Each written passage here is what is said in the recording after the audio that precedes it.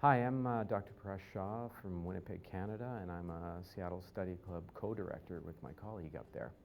And I wanted to talk to you about a system that I've incorporated in my practice that allows us to create more consistent protocols and accountability and time management in my practice. And those are called checklists. And I've incorporated those checklists several years ago. I guess I'm almost referred to like a checklist Nazi at my practice, but it really has made an impactful difference in the workflow of our practice and in the care of our patients. We have checklists that are used throughout the practice for our clinical dental assistants who work with me, as well as my associate. We have checklists for our hygienists who also work with me, and we have checklists for our business systems and the business team. And let me give you an example how we use that.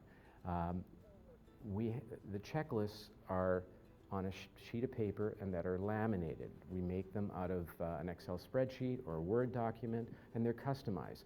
So let's say we're doing a crown preparation. Well, what will happen is right from the time before the patient is even seated, it'll list the materials and the products that we need in the operatory at the time before we bring the patient in for the procedure.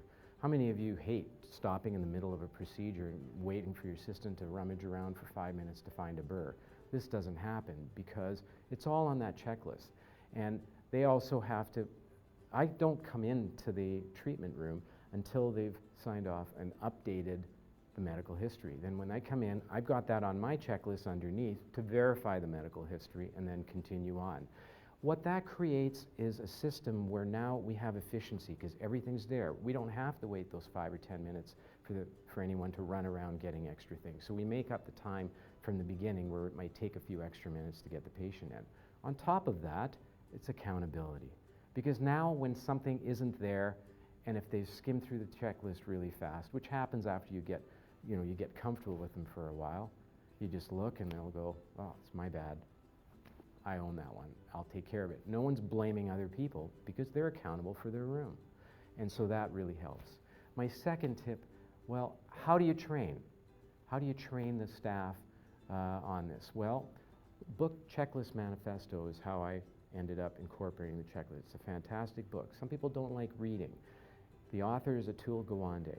He has a TED Talk. It's 20 minutes. It's impactful. It explains the benefits of it, and he explains it in the healthcare system. Put the TED Talk on for 20 minutes during a staff meeting, and most of them will get it. Those are my 2 tips, and I hope they will help you in your practice to be more efficient and productive.